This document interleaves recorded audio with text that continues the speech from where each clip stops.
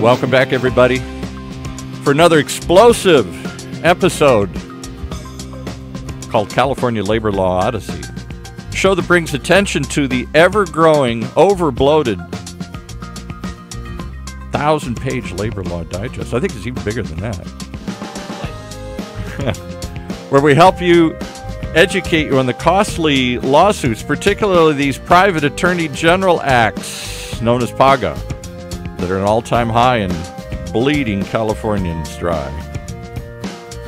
With the man who's been there and done that, Tom Manza. Hey, Tom. Good morning, Paul. How are you? I say you've been there and done that because as past shows have talked about, you and running your the business that you run, which is what, Timely Industries. Timely Industries. You guys make what, doors or something here? Pre-finished steel door frames. There you go. Yeah. Been doing this for what? For 1971 is when the company 50 started. years. Yeah. Family-owned business, lots of family employees, and you were the victim of one of these PAGA lawsuits, and it woke you up to the rampant abuse and extortion that's taking place to businesses large and small all across this great state, right? Well, you know, the funny thing is the more you dig, the more you find. Yeah, and today we're going to talk about some of those. I am flabbergasted every time you come in here because I never heard of the Private Attorney General Act, nor did I ever hear about the tons and tons of lawsuits being brought under this act, where basically an employee is encouraged by the state, because we don't have the resources to go do this, why don't you go sue your boss, and we will empower you. We'll almost sort of deputize you. We'll give you the power of the state to go and investigate and see what kind of violations are there. And, okay, so maybe that's a good thing. We're holding all the businesses accountable.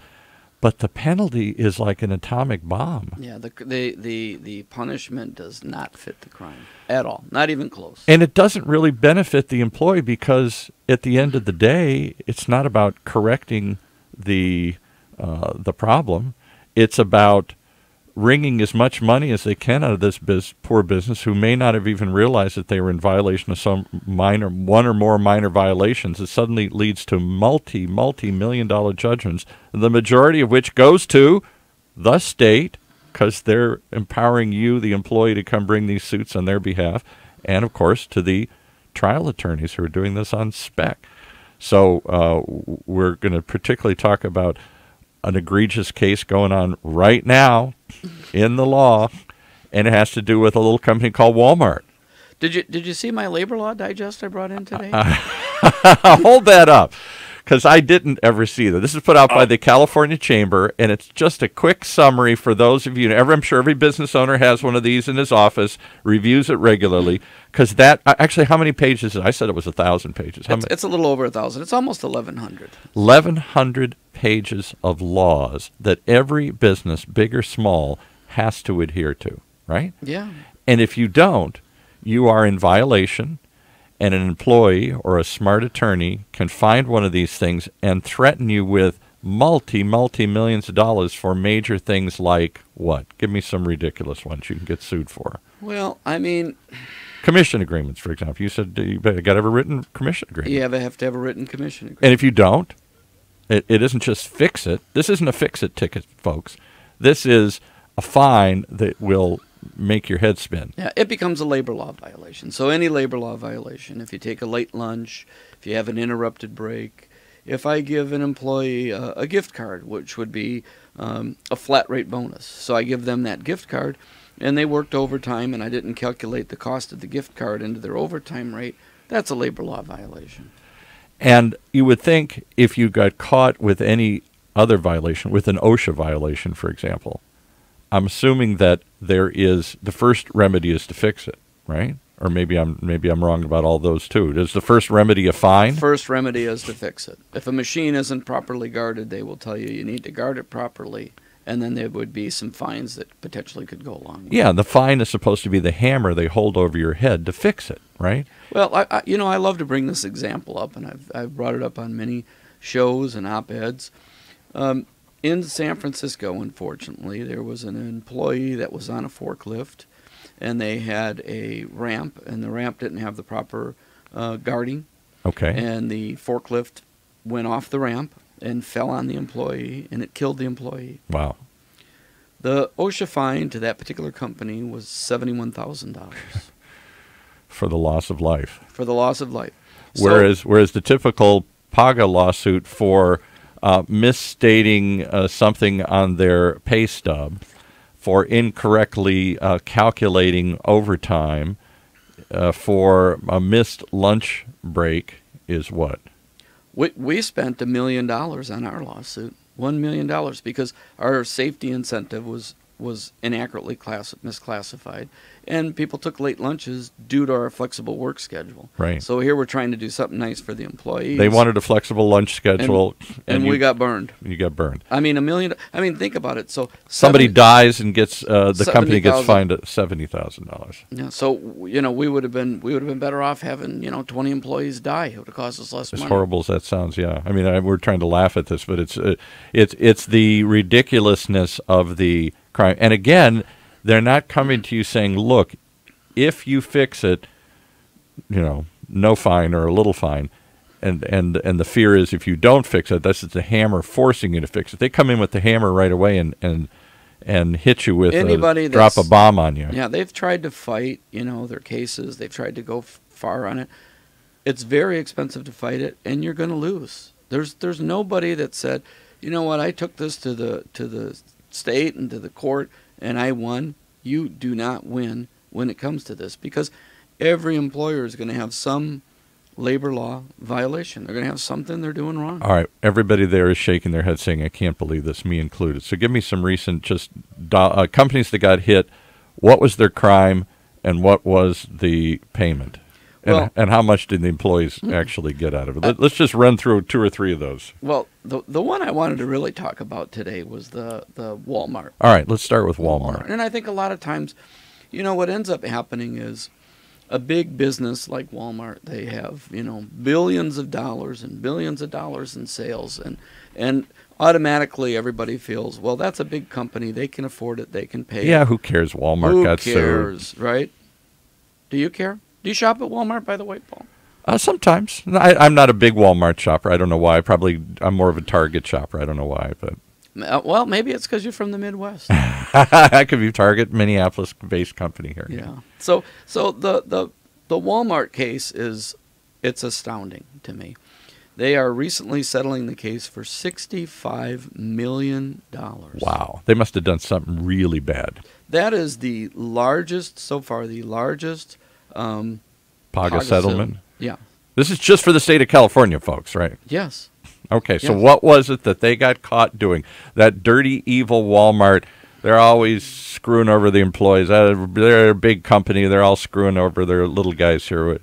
Hooray for the little guy. What did the little guy catch him doing? Pretty much if a cashier is standing in line or standing at her register and there's nobody in line, they did not have a place to sit. They had no stool to sit on. Yeah. So because of that... That's a problem? Well, that's in our 1,100-page labor law digest. You got to provide seating. But that's for years and years and years. Every bank, every retail store. When you go into a retail store, they're not sitting down when they're on the floor. Everybody is very, very... could end up getting involved with that situation. So everybody that doesn't have a break stool instantly available is at risk of a $60 million fine should you be big enough to be Walmart here. $65 million. So now what's happened is other companies have been hit with this. Rite Aid's been hit with it. Target's been hit with it. A lot of the banks have been hit with it. And I think what people really just do not realize is if you have a business and somebody's standing at a register, you better have a seat for them, because if you don't, they're going to be coming after you, and I don't care what size that business is. How about if you're working a retail? I'm a car salesman. Work in a shoe store. I work in a dress shop, and I'm supposed to be out on the floor, either working with customers or waiting for a customer. I'm not supposed to be sitting down over there. That's part of my job, is to be out on the floor, and maybe I'm rearranging the inventory. Maybe I'm greeting customers as they come in. I'm helping them shop for something here. I'm not supposed to be just sitting over there. You better have a stool for them. And you know, and how do you decide then when they can use the stool and when they can't use the stool? So whenever they want to. Wow. Whenever they want to. And you know, it was funny and not funny. It brings me back to the Seinfeld episode, if anybody watched Seinfeld. I used to watch Seinfeld. So George seen the security guard was standing, and he felt that it was unfair and he should have had a seat. So he went and he bought the security guard a rocker. So once the security guard sat in the rocker, he ended up falling asleep. Yeah. And when he fell asleep, then the store got robbed. Yeah, right, exactly. Exactly. So, all right, so walk me through this case. Walmart got sued by what? One employee? Lots of employees? Well, it was one employee, and then it turned into the class action. Because so it would be all of the Walmart employees for the state of California. Because, again, we're going to keep hitting this over and over again for those who, until they understand it, until I understand it, the law works like this.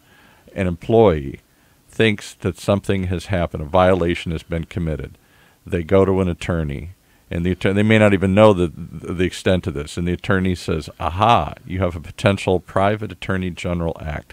The state doesn't have enough people, they think, to go out and find all these violations, so they're basically, I'm over-exaggerating a bit, but they're sort of deputizing all the employees to go out and sue on their behalf, right? Yeah. And then the attorneys have to what? They send a notice to the state saying, we think there's a violation, we're going to go after it on your behalf, and unless the state stops them and says, no, that's not a violation, forget it, they move forward with the full weight and power of the state now as a co-prosecutor on their behalf, sort of. You know, I got to tell you something, Paul. It seems to me, since I started doing this show, you were turning into an expert. Did you think you were going to be a PAGA expert? No. So then I'm not just suing on behalf of me and even the other aggrieved employees, the current ones and the past ones for the past couple of years. Correct. Those who've left. But I'm also my co-defendant in this suit. Not defendant, my what do you call it, the person that's bringing the lawsuit, plaintiff in this suit, is the state of California. Yeah. So it's Paul Roberts et al. And others and the state of California suing your business, my business. Absolutely. And the power of this that state gives them is, the shocking thing to me is twofold. One, that because it's now the state behind you, they can go in and demand to open up all the books and everything, not just regarding the lawsuit, but any other potential violations. They can go on a giant fishing expedition. Well, what they're going to do is they're going to look at, your past employees. They're going to look at how much you paid them. They're going to look at all the paycheck stubs. They're going to look at the hours. Even though the problem was a stool in this case, they're allowed to go beyond the scope of that one complaint and Absolutely. To look at all potential complaints. All potential complaints. All right. And that's how these lawsuits get so And hold up the book again, 1,000 pages of potential complaints there. You think they're going to find one against your business, Absolutely. Mr. Businessman? Absolutely. And now they come in and you win this giant lawsuit. Walmart has settled, or they're thinking of settling? It's a judge always has to approve these settlements. So Walmart's agreed to pay. Right. So let me, I happen to have the numbers with me. All right, let's give the numbers. So let's start again. Walmart, some employees said, I need to have a stool. I'm a cashier. When there's nobody here, I need to be able to sit down. Walmart was sued under the Private Attorney General Act, and this turned into a class action suit. That one person's lawsuit on behalf of everybody, past, present, and future here.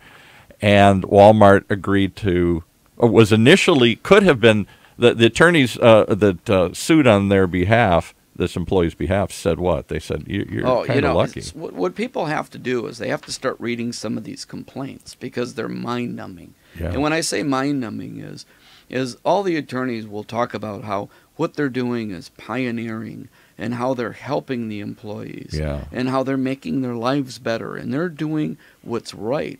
This attorney even on behalf of the state. This attorney even feels that he's helping the state. He's helping the state. Right. So this is what happened. It's $65 million. Is the amount they agreed to settle. So the trial attorney, for all of his courageous work, over the last 8 years Right. is going to get $21,664,500. Good for him.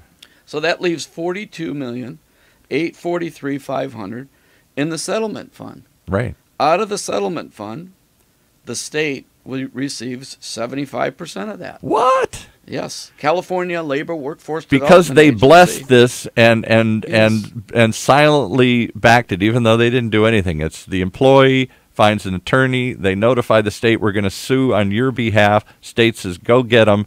And they get 75% of the settlement fund after the attorneys have been paid. So they get a nice little deposit, Labor Workforce Development Agency, of $32,132,625. Isn't this just like a giant tax on businesses then?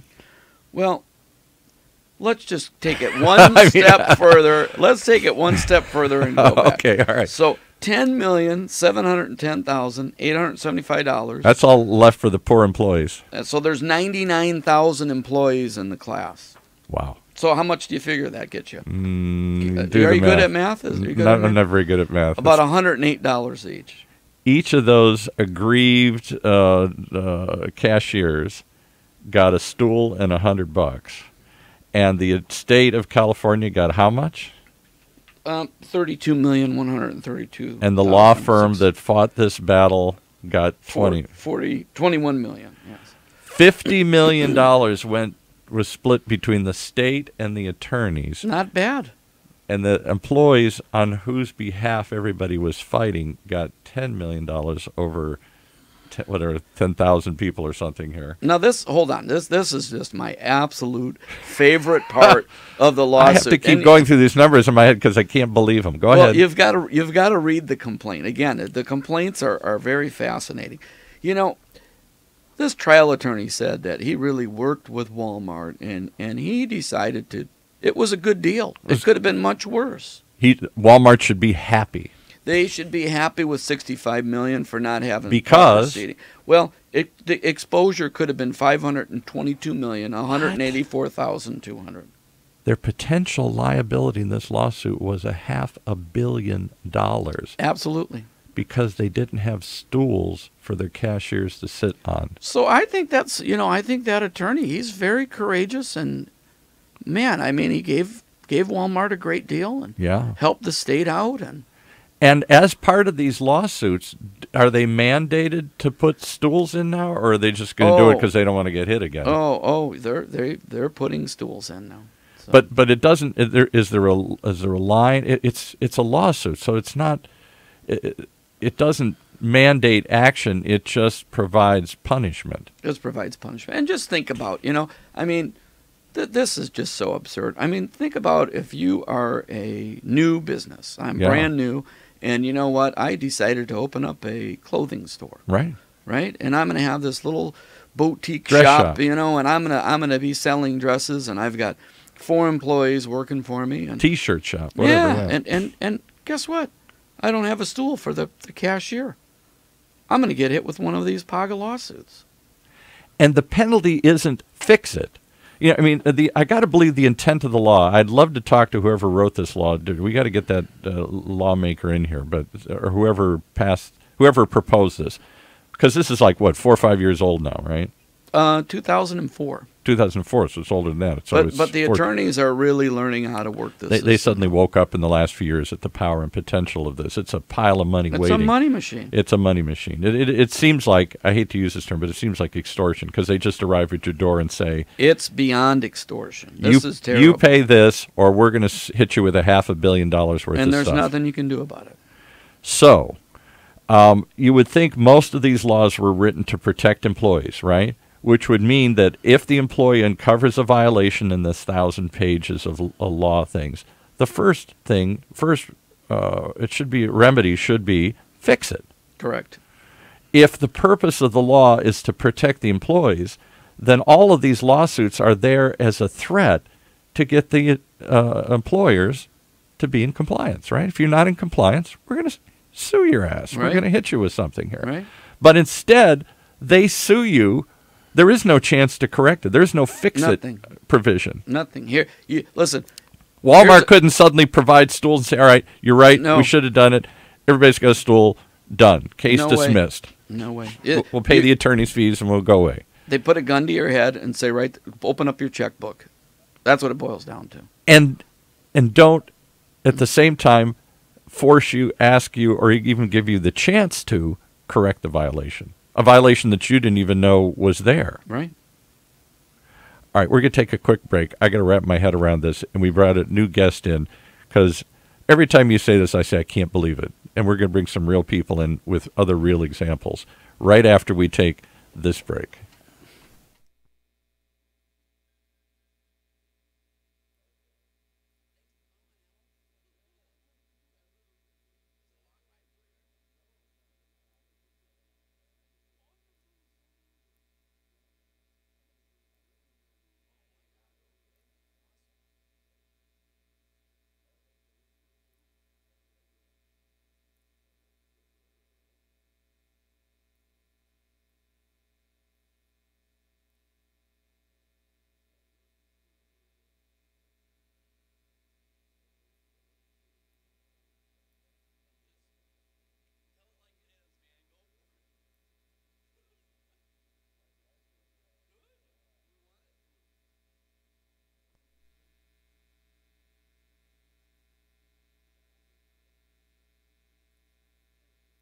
When you use the Premier Rewards Gold Card from American Express, the rewards points can keep on multiplying. Buy 3 with triple points on airfare. Buy 2 with double points on gas and groceries. And a single point for pretty much every other dollar you spend on the card. Then, start choosing from over 1 million rewards to redeem all those points. Apply today and the annual fee for the first year is on us. Call 1-800-AXP-GOLD or visit AXPGold.com. The annual fee for the card is $175. See terms, conditions, and restrictions at AXPGold.com.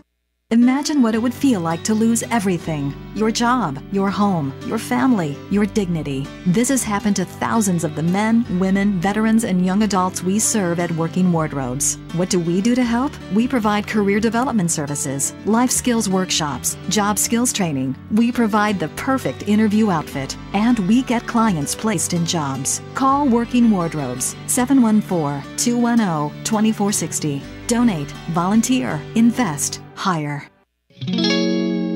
All right, we're back after switching some chairs here. We're back with Alex Del Toro, the termite guy. The termite guy's in the room here. Hey, welcome. All right, thanks for having me.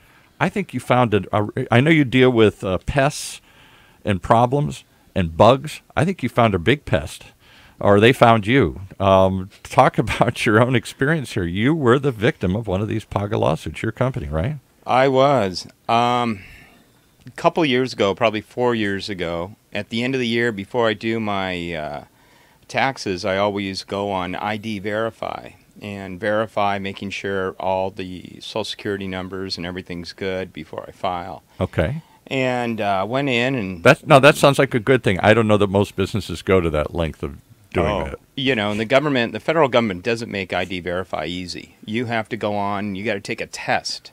And you got to go through chapter, you got to read a chapter, you got to take a test, read another chapter, take a test. Really? Okay. Just to get to be able to use ID Verify. Because you're trying to prove what? That these people are here legally, or they're not using a fake ID, or right. That they're not using a fake ID. And so I had one of them that came back that said... And isn't this what everybody on left and right is hoping every business is doing? Wouldn't we have less problems with... whatever you want to think of it as illegal immigration or other sorts of problems, if everybody went and did E-Verify, if everybody proved that these are legitimate Social Security numbers? If they wanted us to do it, they would make it easier. Okay. You know, I don't know what they're playing a game where they want us to do it, but yet they make it where you have to pass a test. So I had to take 3 hours out of my day to sit down and take these tests. You had to become an expert on this, yeah. Right. Yeah. All right, so you're doing this, what seems like that's the only point I'm trying to make. This is something we're trying to encourage all businesses to do more and more of today in our country. Right. So I do it. One comes back, and it's one of the guys, and it says I can't fire him, first of all. Secondly, I got to give him this printed piece of paper and tell him to go to the Social Security office and get his number checked out. I looked in his file. He had a Social Security card. He had a driver's license. He had everything in there. So I didn't know what was going on there. So anyways, but you ran through some sort of e-verification process, and it came back there's a problem with his ID. Yeah. So I gave it to him, And guess what? He never came back to work. So he disappeared, and suddenly I get a workman's comp claim of back problems. And so he's going to he's mad. He's going to try and find some way to get back at you. Well, perhaps. Yeah, or maybe there's a real claim or whatever. He probably just went and watched TV or took a bus and saw, somebody on the bus corner. Have you been unfairly treated? Come call us. Right. So he went to one of these guys. The guy files a workman's comp claim. Had he ever exhibited or complained before about anything? No, never. And how long did he work for you, Alex? Oh, not even that long. 6 months, probably. 6 months. Yeah. So then it took about a year that workman's comp was dealing with him and sending him to rehab and other stuff, and then they finally gave him a check for $45,000. Wow. Then the day after they give him that check, I get a PAGA lawsuit from the same attorney that was fighting the workman's comp claim. What? Okay. And yeah, so then this PAGA lawsuit comes in, and what does it say? Well, it's saying that he wasn't paid for over. It's a boilerplate. All they do, it's a boilerplate. They throw together about 16 different accusations. And you call it a boilerplate as opposed to a boilerplate. They really are putting in a broiler. I think it probably is better described as a boilerplate. They'll check for everything. Are you rounding up? Are you rounding down? You missed breaks. You missed lunches. Did you pay him for overtime? Did you do this? Did you do that? Yeah, it's just a standard... minor violations in how you calculate pay in his pay stub, right? Right. So we had all the proof. In many cases, technical things, too. Talk about some of the technical things, Tom, just quickly, that you see in these pay stubs. It isn't just money. It might just be something that was there's a company in Sacramento right now settling $1 million PAGA lawsuit, 200 employees, and believe this or not, the employee ID number on the check did not match the employee ID number on their badge. Wow. Hello. What? So they had everything. They were perfect on everything. So the employee wasn't out any money. Nothing. Nobody was paid wrongly. It was simply a inaccurate paycheck stub because typographical error. Correct. Yeah, and all this is people settle. I think I'm not exactly sure. Tom, maybe you know, but I think about 95% of these things settle. They never make it into a trial. And they settle because the cost of fighting them is so great that they're willing to settle. And the ones who have fought, Alex, lost. Right. Which is why, and maybe I'm overstating this, but it seems to be a type of extortion because the goal isn't to get you to fix the problem. The goal is to squeeze as much money out of you by threatening you. You can either get hit for an atomic bomb's going to drop on your business. In Walmart's case, $500 million. Do you really want to run that risk and pay the millions it's going to do to fight this, to dig up all the information we're going to dig, to all the discovery we're going to do, all the attorneys and accountants you're going to have to pay to defend this and provide the evidence and all this stuff? Or do you want to just settle right now and we'll go away? And most people just go away, which is the definition of extortion. I'm going to burn down your business unless you pay me a protection fee. Now, Alex, before we get into a little bit more details, tell us a little bit about your business. How long have you been in business? When did you get started? I started the Termite Guy in 1997, so we've been a little over 21 years in business. And what do you do? We primarily work for realtors and escrow companies. So our business, our industry in the termite business is divided between homeowners who think they have a problem and people selling their homes. Proving they don't have a problem. Yeah, so I'm a general contractor. Solving that fear that I'm buying a house that's filled with termites, so you get a termite inspection before as part of your reports to sell a house. Right? So you're the guy that's doing the tent on the bay. If we drive by a house and see a tent, we think we do a lot of tents. We do a lot of structural repairs, a lot of decks, patios, things. I'm a general contractor and as well as C39 roofing and waterproofing. So our niche is in the real estate industry. If somebody's going to sell a house, they know that we can take care of everything that they need to get that house sold. Right. So that's and give the buyer some assurance that there aren't termites there, that somebody checked it out, and if termites were found, we got rid of them. Yeah. So we have to supply a piece of paper and and do all. So it's a little bit of a niche. Okay. I guess we do a lot of regular homeowners who. How many employees? Give us some idea of the size of your company. Is it you and 2 guys, or is it bigger? No. We were up to about 45. We're down to about 25 right now. Okay. Yeah, the reason we were up to about 45 is because of this lawsuit and another one with these fumigators. We used to do our own fumigations. Mm-hmm. And because of these lawsuits, I sold that division, which got rid of about 20 of my guys. And so you now I downsized because of the lawsuits that you faced with, or the regulations, or the problems, or the fears caused by these things. Yeah, the vulnerability. Vulnerability. Because there's just a lot of things that. Why mess with it? Yeah, it's fumigation is a dangerous business. It's hard work. It's tough, and the guys that are doing it, we couldn't have the controls on them that a company that only does fumigations can put on them. So we sub it out to a company that's statewide that runs, 40, 50 trucks a day, and they do hundreds of these things every day. And they can do it with economies of scale that we couldn't do individually. Right. And they can pay, I'm sure there's all sorts of insurance they must have to pay to protect themselves from being sued or whatever. Yeah, but they only do one thing. All they do is fumigate. As when we're doing the inspections and we do the repairs, and we have a lot more paperwork involved than they do. So I want to ask you one more question. Then I know Tom's got some other questions he wants to ask you here. So walk me through.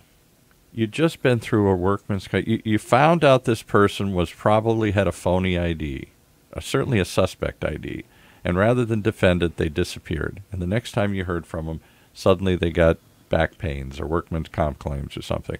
And so we all know that everybody's grinding their teeth at this whole notion that suddenly everybody who's fired has a claim to file. But you went through all that.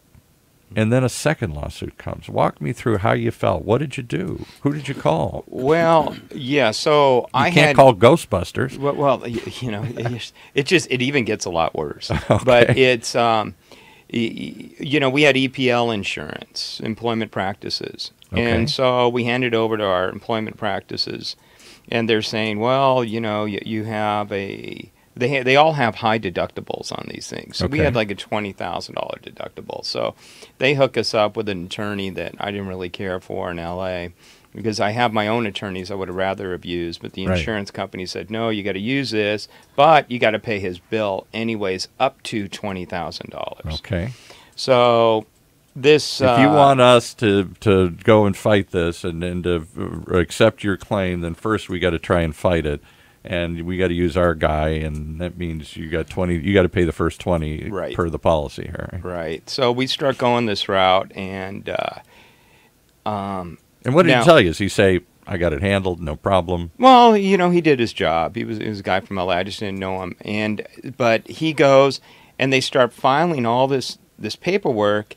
And I heard, because I heard through the grapevine, that this employee went and moved to Mexico.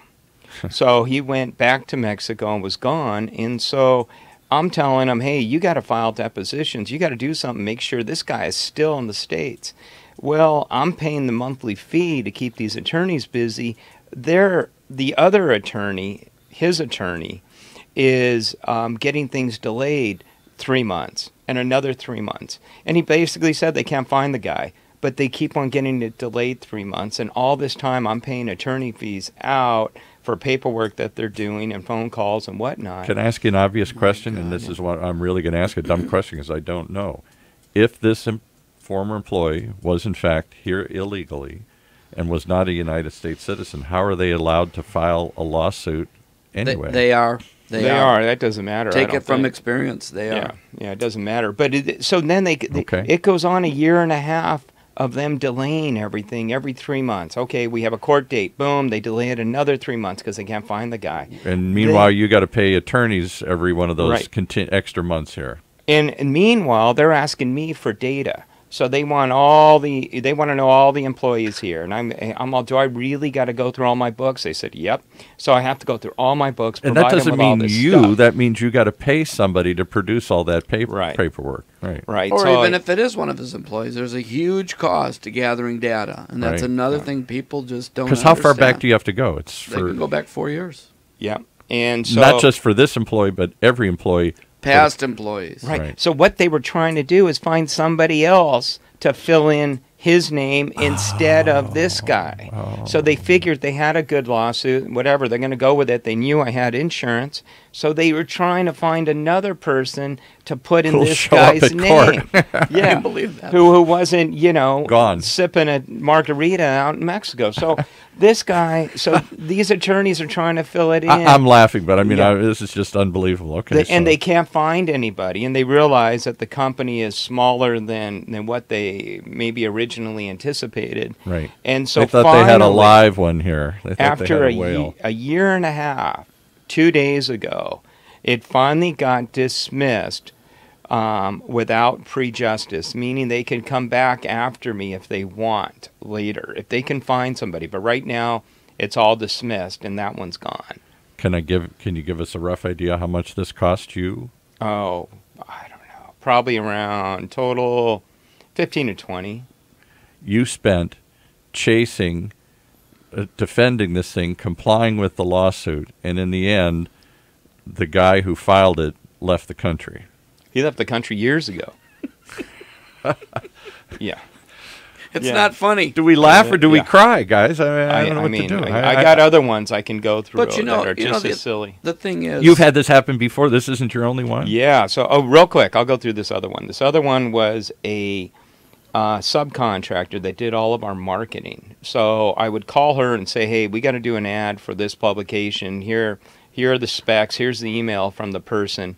You know, put it together. And she would put it together. She worked for about 4 or 5 other companies. Yeah. I used her for years, probably 3-4 years. And But you didn't employ her. She's a subcontractor. she was a subcontractor. She Self-employed gave or- me a monthly invoice of all of her hours. She didn't work out of our office. She worked at home. Independent contractor. Independent contractor. She sues me and says she should have been an employee, able for benefits, so forth and so yeah, forth. right. And it's a PAGA lawsuit. And you know, and that's a really touchy one, is just because we all. I don't know your business. I'm not trying to cast aspersions or whatever, but I know every business is trying to find ways to take people off their books, so you don't have to pay benefits and workman's comp and other sorts of things. And so many businesses are categorizing people as independent contractors, and many of them are coming back saying, no, wait a minute, you were telling them what to do. They were working out of your office. They were working under your direction. You know, you can't just say they're not an employee. that whole independent contractor thing, it's a very pesty law. Oh, Is that funny? Not Bad really. pun Yeah. here. Bad pun. So again, I'm not prejudging good or bad or whatever, but clearly this person was an independent contractor, worked at home, worked on her own. Had other clients. Had other clients, yeah. I turned her on to some other clients that she was working for. She. So you've had 2 PAGA lawsuits. No, I've had a third. But then let me say, so this one, my attorney looks at it and says, you know what, get rid of this. Offer her $10,000 to go away now. So Because the potential liability is way bigger. So I said, okay, no, I want to fight this. She has no grounds.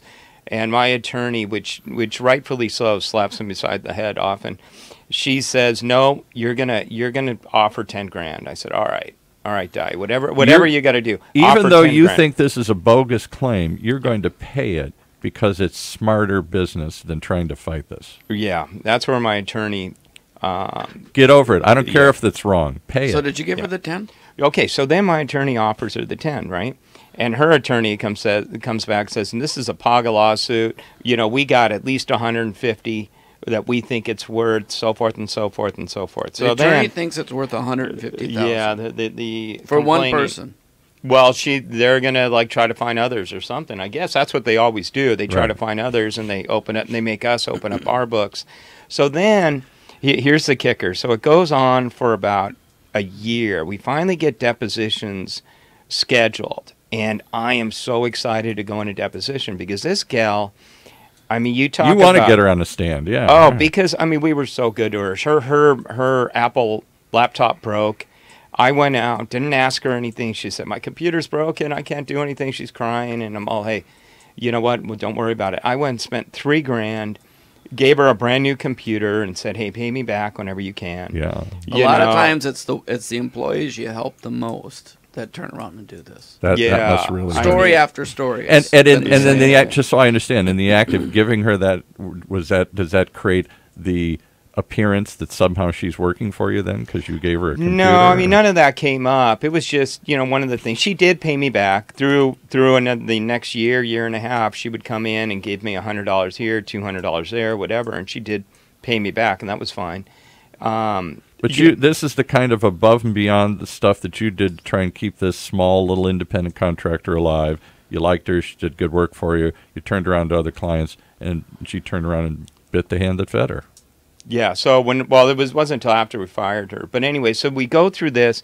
We got depositions. Isn't that an interesting thing? None of these come out until the employee's fired. Oh, yeah. Yeah. Well, actually, we were still using her, but I hired somebody on, and here's another kicker, is I asked her. My butt's already sore. You picked me so many times. How many kickers can we take here? No, I asked her to come on as an employee at one point. I said, why don't you just come and work for us full time?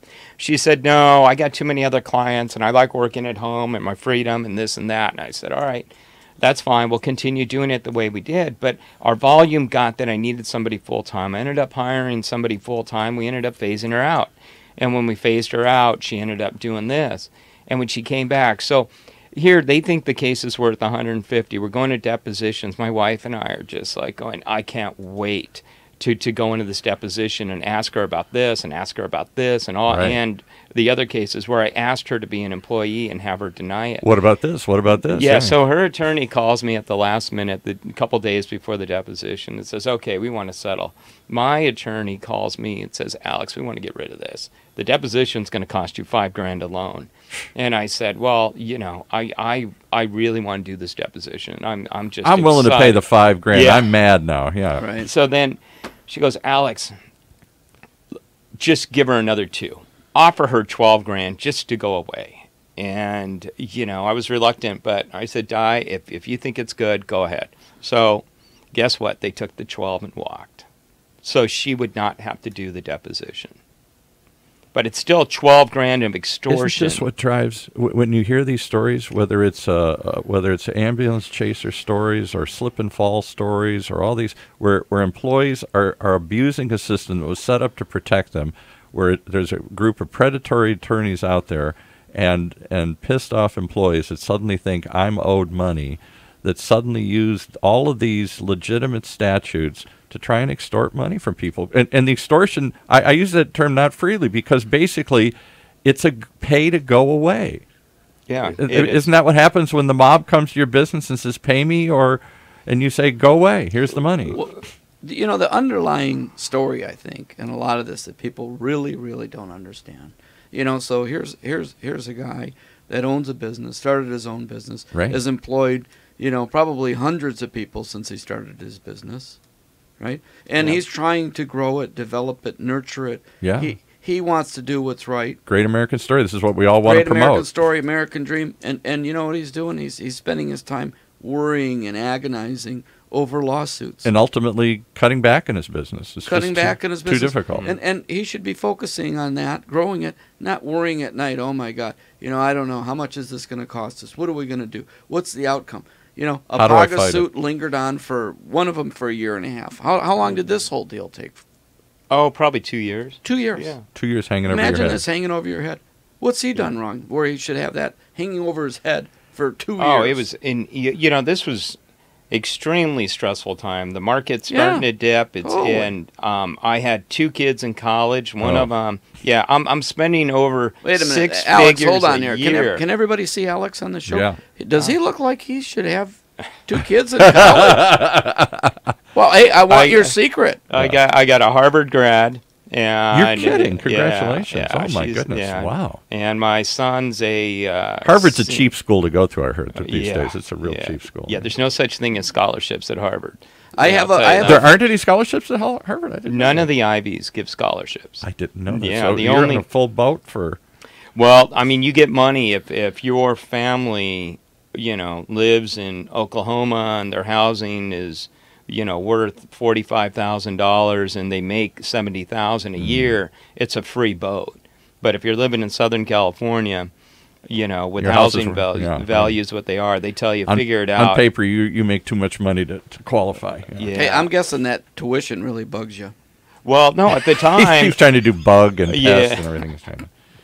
I get it. But at the time, I was getting tuition bills, and I didn't know how I was going to pay them, and I'm paying attorneys like crazy, and it was just a very stressful time. That Guy trying to build his business, can you trying do? to set his And kid the, to and the, Harvard. The lawyer doesn't. The lawyer and the rotten employee, and I'm going to call them a rotten employee, don't care about this man. They don't think about his life and what he's got to deal with. That's what bothers me the most. Yeah. Well, that's what I'm saying. So in general, we've heard these kinds of stories before. The ungrateful employees, the bad apples that exploit these systems, and the bad attorneys that encourage them and almost like ambulance chasers, go try and find We're them. going to talk about ambulance chasers on the next show. But here's the point I want to make.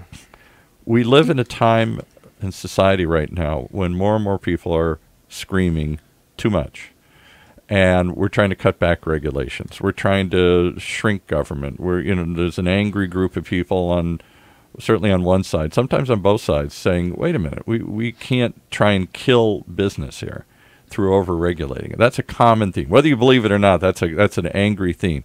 But this isn't regulatory problem. It starts with a regulation. This is lawsuit problems. This is people taking those regulations and turning them into instant cash, into instant... It's a weapon. This is a weapon of mass destruction. Yeah, it really is. When you look at the amount of money being pulled out of businesses for ridiculous, ludicrous, in many cases, obviously phony reasons. And for the business owner, it's more of a cancer than a broken arm. I mean, a Yes, broken right. arm... You can you fix. know, you can, what it's going to take. Okay, this is going to be 6 weeks. I'm going to be back in order. I'm going to fix this, and I'll be ready to, get out and do what I do in 6 weeks. Why wasn't But it's more of a cancer. It You don't eats know away at where it. it's going to. You don't know where it's going to end. And you know if You it's don't life-threatening know- or not. Right, and so a lot of people can't handle that kind of stress. No, I can So it imagine. ends up killing mid-sized businesses. The small business is probably not big enough to get sued. Right. And people are always complaining that, all we have, you can drive from here to the East Coast and all you're going to find is Cracker Barrels and chili restaurants. They're all the same in the franchises and everything else. Right. It's because the small, medium-sized businesses always get eaten up by the large businesses. And Right. the medium businesses, it's like my business. I got a Harvard grad and my other son's at UCLA. I want them so far away from this business that I do not want them to get in this business. Did you go to Harvard? Are you a college grad? Did you? Yeah, Cal State Fullerton. Okay. But it's And just your too parents many before you variables. were they college grads? No, I was the first. Yeah. So this is the American dream, Your parents come here. Productive. Yeah. Alex is a productive citizen dealing with stuff like this. Yeah. And nobody wants to listen to any of us. That's So why? We have no voice. Why? We have no voice. Every week we come in here and we talk about these outrageous examples. We real life people coming forward saying this is really what happened to me. Nobody listening to these podcasts can do anything but shake their heads and say, I can't believe it. And then you say, well, it's got to be an anomaly. Can't be common. And then you tell me big, massive companies are being hit, little companies are being hit, medium-sized being companies. Why is this the story nobody's talking about?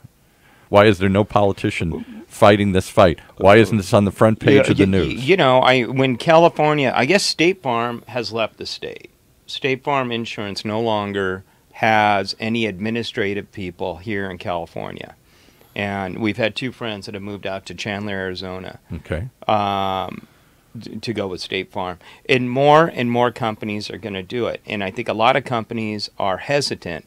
I was looking at Open Door. I was doing a little research. Open Door is a company that buys homes and sells them and does things, and they've have unbelievable success nationwide, except they're not in California.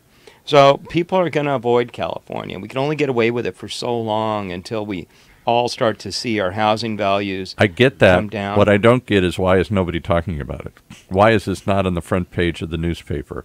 The Walmart suit in particular. Why? Or the Starbucks suit you talked about last week, or Target, or all these other ones you keep telling me about. Is the state going to want to stop it? I mean, that Well, it seems to be a lucrative income for the state. Yeah. $32 million. Are the attorneys going to want to stop it? And lucrative for them. And the state does nothing, as I understand. They're really not. They don't expend any money or effort. They don't supply the lawyers. They don't supply the investigators. The law was started in 2004 because the state had a negative surplus. They didn't have enough money to enforce the laws. Now we have a whole bunch of money, the state, but no, well, let's just let the lawyers keep doing it. They're outsourcing.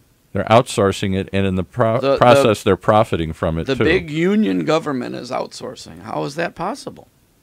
I thought unions were against outsourcing.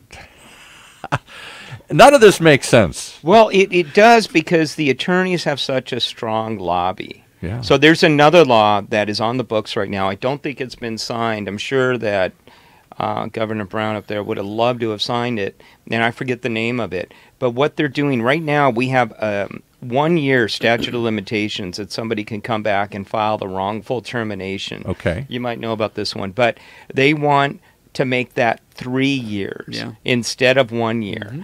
And so why not make it 30 years? Why not make it 100 years? The attorneys have been up lobbying like crazy, and the attorneys pay for the Democrats. The Democrats obviously win a lot of elections in this state, and all they do is feed back to the attorneys. But I'm going to challenge you on one thing. I understand what you're saying, and the attorneys' lobby is a powerful part of the Democratic coalition. But I'm telling you, we had all the Republicans in here, too.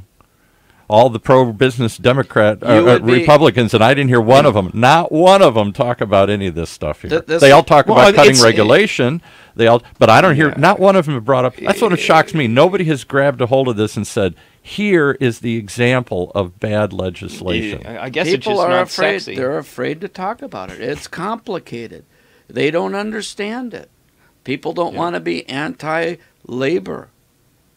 I mean, that's what I'm trying to say. We live in a time when there's a lot of people, maybe more Republicans and Democrats, talking about cutting back regulation. And yet none of them, when they cite why, gives this as an example. Well, the attorneys that sue drive exotic cars, and they live in Beverly Hills. Right.